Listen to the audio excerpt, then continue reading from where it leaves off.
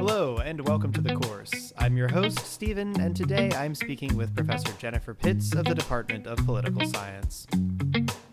Professor Pitts is the chair of the Department of Political Science, as well as a member of the John U. Neff Committee on Social Thought, and the author of Boundaries of the International and A Turn to Empire, The Rise of Imperial Liberalism in Britain and France.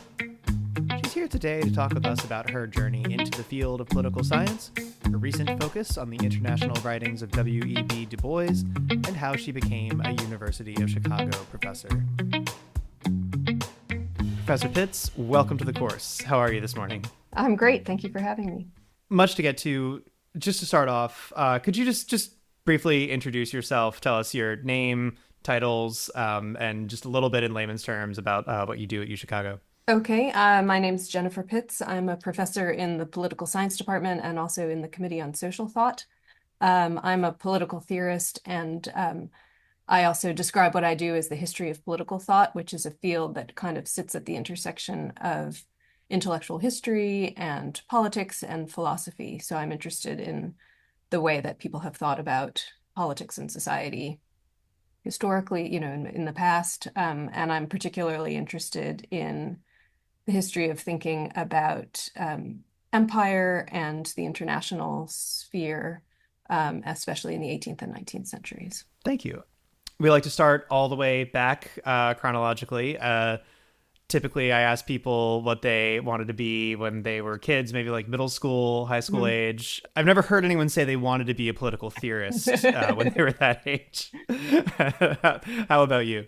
I don't know that I had any idea when I was in middle school what I wanted to do. I would say it was starting in high school, maybe, that I had an idea. I had a very inspiring art history teacher in high school, and I fell in love with art history. My mother was a photographer, and so I had kind of long been interested in photography through her.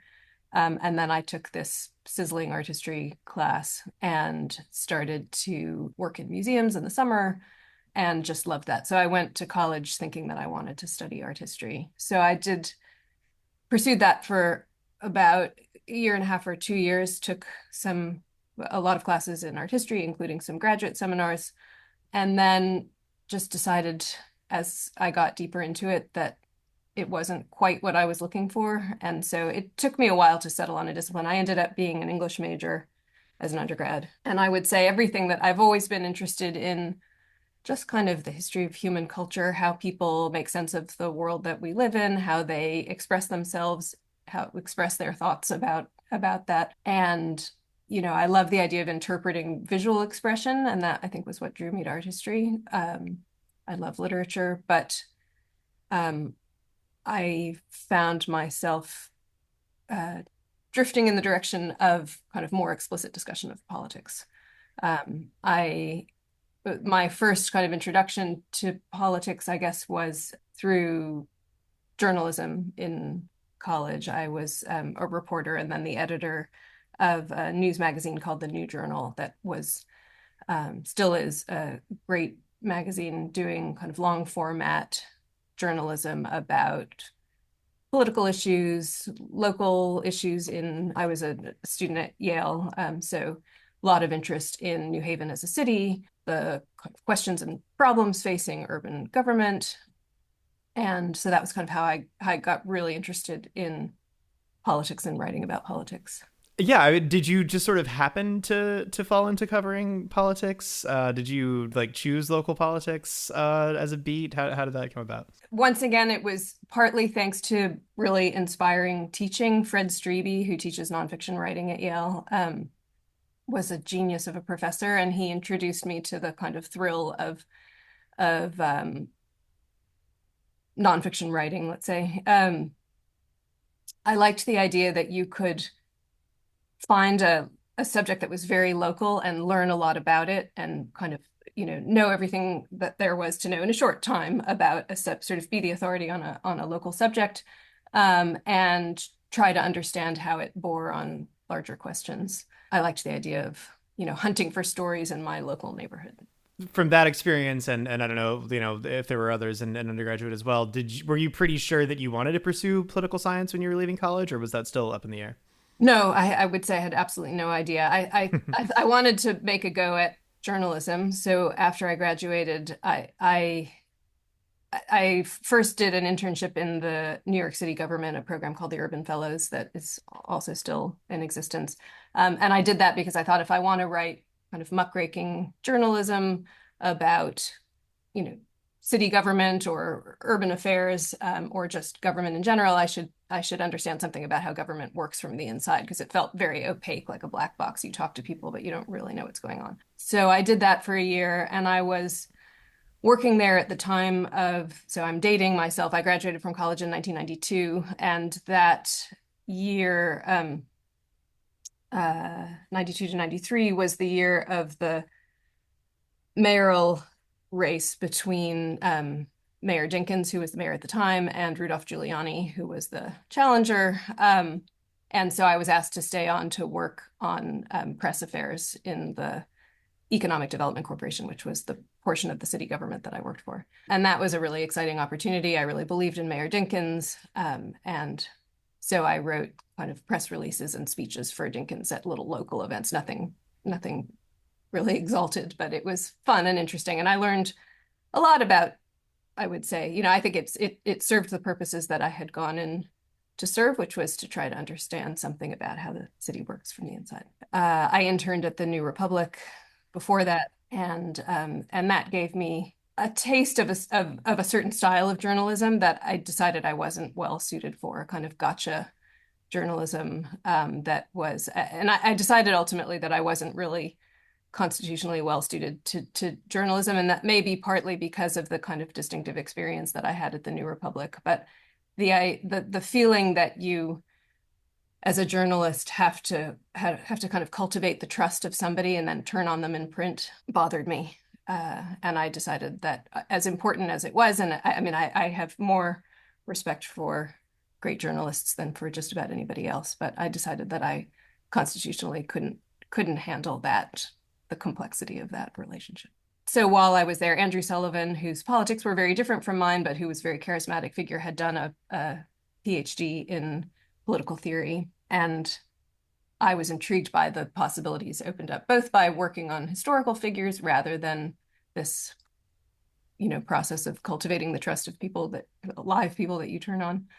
Um, and also just started to see that political theory might be a way back to some of the interests in what I've been calling the history of human culture, that I had for a while. But as I said, I really knew nothing about political theory, certainly in high school and largely in college too. I had taken one course with a great political theorist, Roger Smith, who taught constitutional law, among other things. But it was really reflecting on this possibility, as I was working at the New Journal and then in the city government in New York, that I thought maybe political theory was a possible path. But it was really a leap of faith. That's a really interesting path. You mentioned, feeling better about looking at historical figures, and also some other questions that you had. Can you talk about like how those sort of crystallized during your graduate work? Sure. So, as you will suspect from what I've said, I went into graduate school not knowing a huge amount about what political theorists did, what the sort of possible array of subjects were. I did freelance journalism for a year while I was applying to graduate school after working at the New York government. And I was working in DC and basically went to the Library of Congress and read as much political theory as I could, but still went to graduate school without a definite topic that I wanted to work on.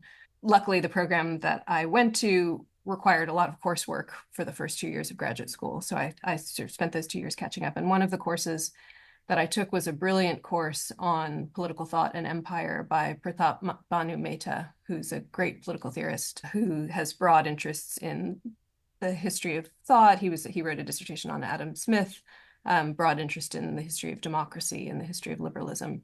And so in his course, I wrote a paper on Edmund Burke's writings on empire and got just captured by that. And I mean, partly what captured me about Burke's work on empire was just the brilliance of his writing. He's an extraordinary writer.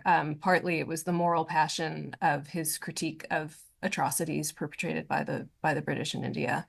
Um, and then partly it was curiosity about the seeming disconnect between his reputation as a, kind of heartless conservative who's happy to all, supporter of oligarchy, who's happy to consign the vulnerable in society to whatever misery, falls their way. It just seemed so out of step with what I was reading in the writings on India that I was gripped by the question of what's going on, why this mismatch. And then also in that class, we read John Stuart Mill's writings on India, which presented, in a way, seemingly the opposite conundrum, which is Mill is reputed to be and is evidently in some of his writings a great champion of freedom, a great champion of self-government, has a strong thread of socialism in his writings, and yet he was an unabashed defender of the exercise of despotism in the colonies. And I thought, what's going on? Why is it that Burke is the one who sees and calls out the atrocities of the empire, and Mill seems to be fine with it. What is this story? So that was the kind of germ of the dissertation. I was assigned as my third year advisor to Richard Tuck, who was newly arrived at Harvard, where I was a graduate student from Cambridge. And I brought this idea to him, and I said, I think it's really curious and interesting that the conservative is the critic of empire and the liberal is the enthusiast. And he said, I've had exactly the same idea. I think that's great. You should run with that.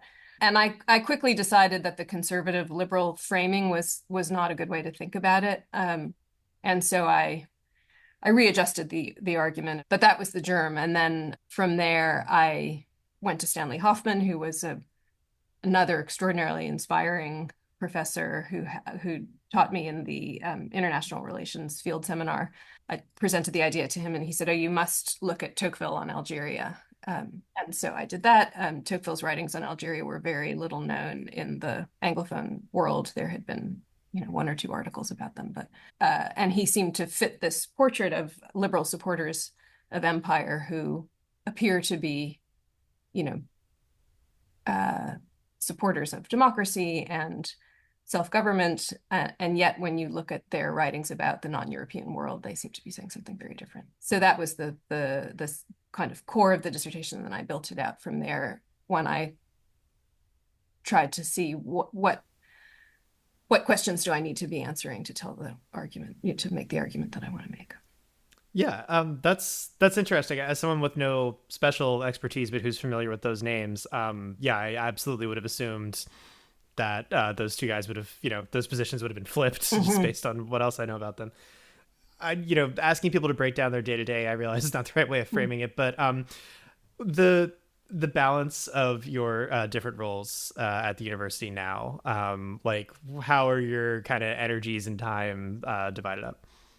So I guess, if you break it neatly into four groups, I would say I have my undergraduate teaching, my graduate teaching, my research, and administrative duties. And normally the administrative duties wouldn't be anywhere near a quarter of my life, but I just started as chair of the political science department. So that's mainly what I've been doing for the last month or so is administrative work, setting up committees for the year and doing the other things that chairs have to do.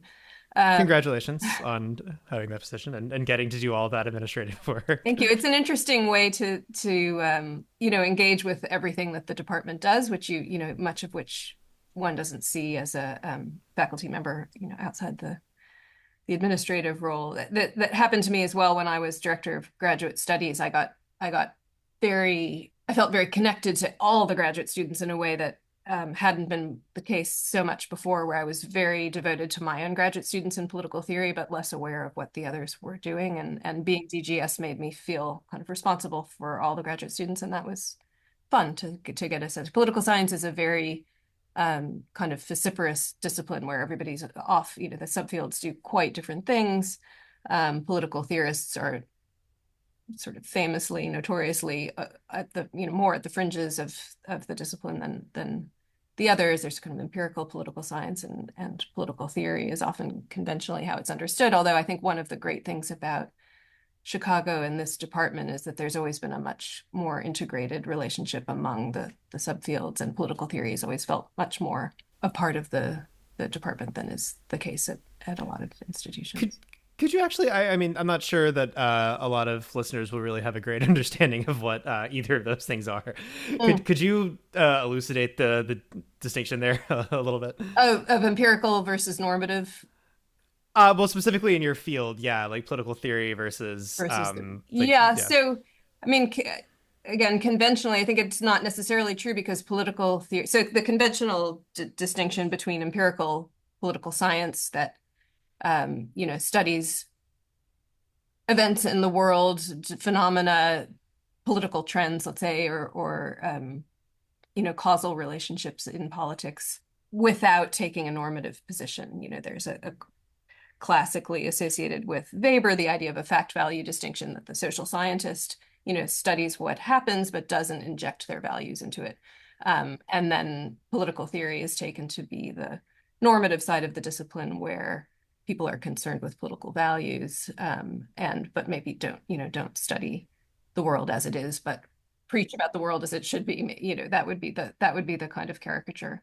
To some degree, there's some truth to it, as there is to most caricatures, in the sense that political theorists tend to be more explicit about their normative commitments. The history of political thought isn't quite normative political theory in the way that, a theory that develops an account of, let's say, like a John Rawls's theory of justice, a normative account of what ideal conditions of justice are. History of political thought studies how politics has been discussed by past thinkers.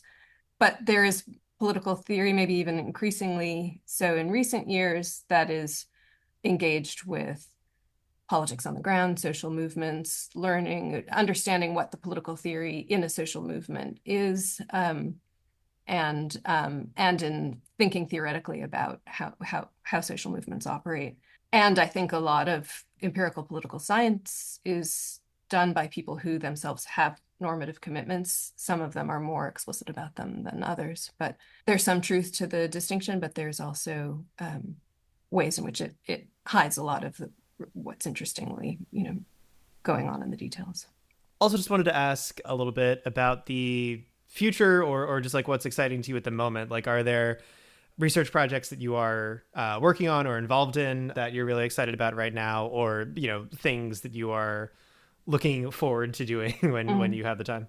Yes, so I would say a recent project that I have, that a piece of which is finished, but that may have a future, is work that I've done with my colleague Adam Getachew on the international thought of W.E.B. Du Bois. He was, I came to think, possibly the greatest international thinker of the 20th century, and although he has long been renowned as a political and social thinker, his thought about the US has been what's prominently been studied and taught of his work, and his vast really body of thinking about the imperial structure of the international order, about the kind of the ways in which European powers were both rival empires with one another, but also in a way kind of colluding to maintain an imperial order in the world. The way in which democracy and the rise of democracy in Europe and the US was deeply bound up with the entrenchment of racial hierarchy and imperial hierarchy. I think he's a brilliant analyst of all of that. And Professor Gotaccio and I wanted to make these writings available to, particularly to students, but to the kind of public more generally, in a way that they weren't quite, scholars were starting to write about these things, had been for maybe the last decade. To some degree, this has always been known about, but there's material that's known about by those in the know, but not really more widely available. And I think Du Bois's international thought would fall into that category. And so we edited a volume of his international thought that's in a series published by Cambridge University Press, called the Blue Book series, which is designed for students. And so our hope was that in making a volume of the most exciting and the kind of representative sample of these pieces, we would get this material into the hands of students and hopefully change the way people think about anti-colonial thought, about politics in the 20th century more generally. One of the great he was a great thinker. That's the main reason to read him, but he also lived an extraordinarily long life and had an active career from the 1890s to the 1960s. And he's interesting in the way that he maintained consistent commitments over a long period of time, but also changed his views as the global situation changed. And he's a beautiful writer. To go back to something I said earlier about Burke, so I got very invested in Du Bois's thought for some time, and I'm not sure where that might go, but it led me into the 20th century, which I hadn't written about before, and to the very powerful thought of an array of anti-colonial thinkers with whom he was engaged. So that's one set of interests that I will carry forward in some way that I haven't quite sorted out yet. This past year, I was on leave in Paris, and I was working on a project with another colleague who's a book historian, Michael Suarez, at the University of Virginia.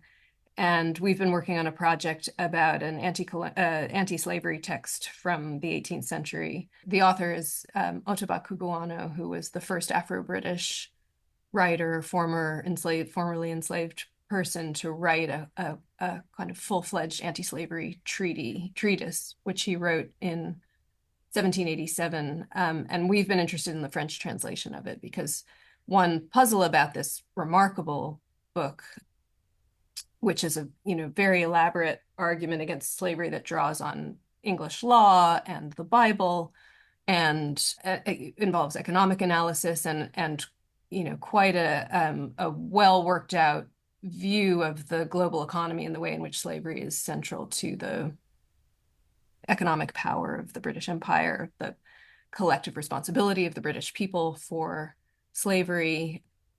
It's really a remarkable text, but it seems to have been hardly read at all in England. It wasn't advertised. And what we think happened is that the British anti-slavery movement kind of kept it at arm's length because it was quite a bit more radical than where they were at the time. They were pursuing a very moderate strategy of abolition of the slave trade and gradual abolition of slavery, and he was calling for immediate abolition of slavery.